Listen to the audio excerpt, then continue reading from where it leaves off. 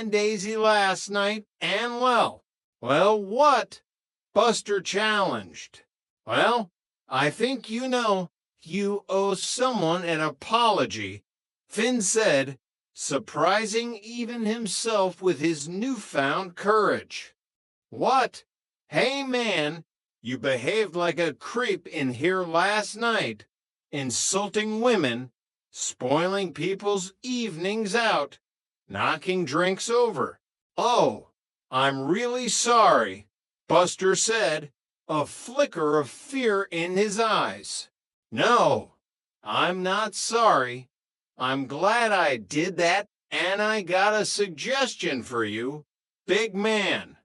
Why don't you bug out and leave that moose or I'll Finn trailed off, puffing out his chest? Okay, I'm sorry, Buster said, backing away. Just don't get mad. He quickly left the pub. Is he gone? Daisy asked, peeking from behind Astrid. He sure is, Astrid cheered. You were fantastic. Finn, you were terrific, Daisy exclaimed, hugging him. Come on, let's go back to the table. I don't think I can move, Finn said, collapsing onto a chair. Here you go, Finn, Penelope said, handing him a brandy. Hey, I didn't know about that steel plate in your head. What plate? Finn asked, confused.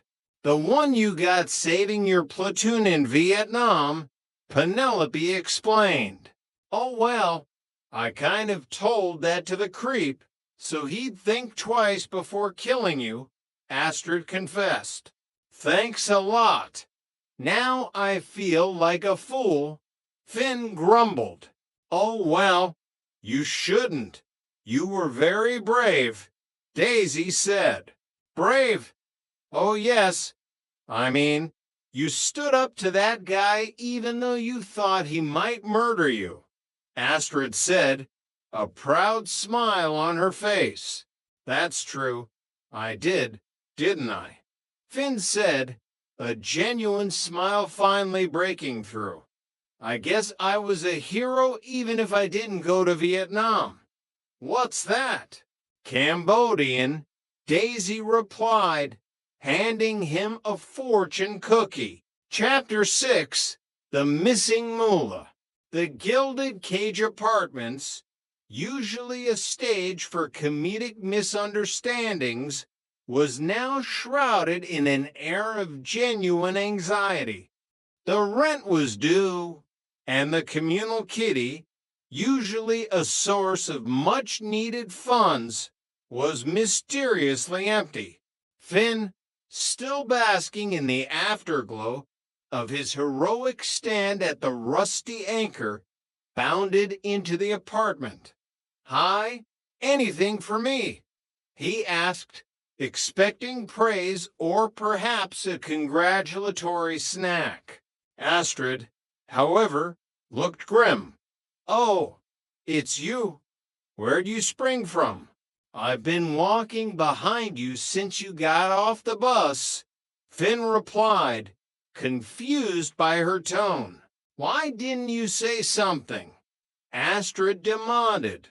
I was enjoying the view from the rear, Finn said, with a cheeky grin. That's not my best feature, Astrid retorted. You've never seen it walking up the stairs, Finn countered. I mean, I know there's not a lot of you, but you move it around nicely. What are you? Some kind of sex maniac? Astrid snapped. Well, if you're gonna be any kind of a maniac, that's the kind to be, Finn shrugged. Don't you ever think of anything else? Yeah. Like right now, I'm thinking how come I opened the front door without a key, Astrid said, her eyes wide with alarm. Maybe Daisy's home, Finn suggested. Daisy. He poked his head into her room. Maybe she's taking a shower. You're right. I'll go look, Astrid said, heading towards the bathroom. Hold it, Finn stopped her. I don't hear any water running. I'll go look anyway. Maybe she's taking a bath. Now will you stop kidding around? Astrid's voice was laced with panic. Which one of us was the last to leave the house this morning? Finn thought for a moment. That's hard to say.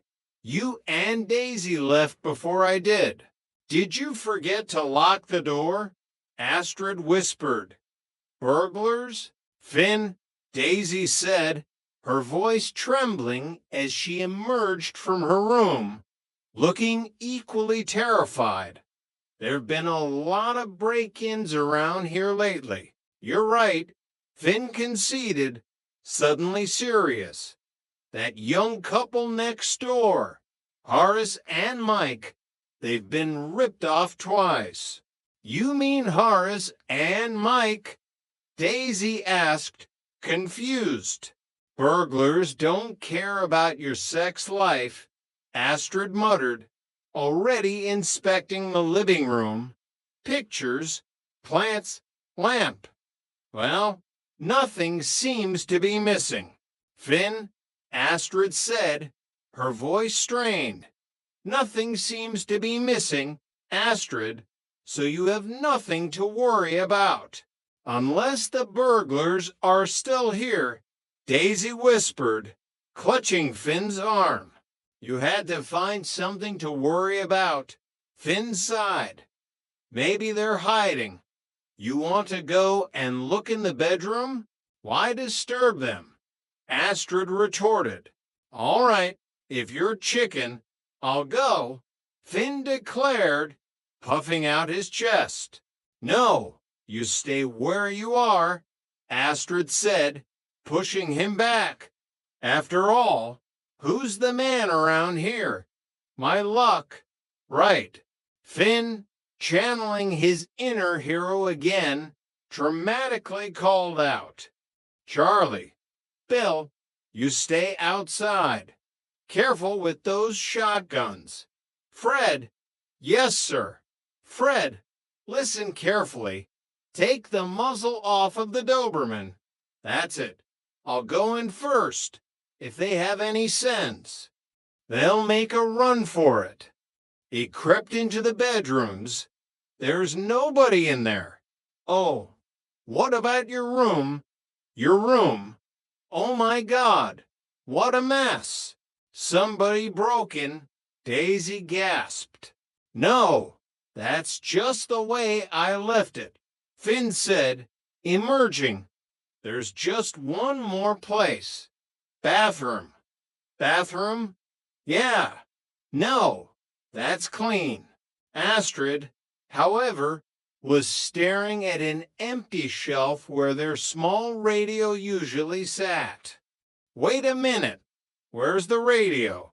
It's right over here on this empty shelf. Oh no. Oh no, no, no. We're out $300. Oh, Astrid, that's ridiculous. Finn scoffed.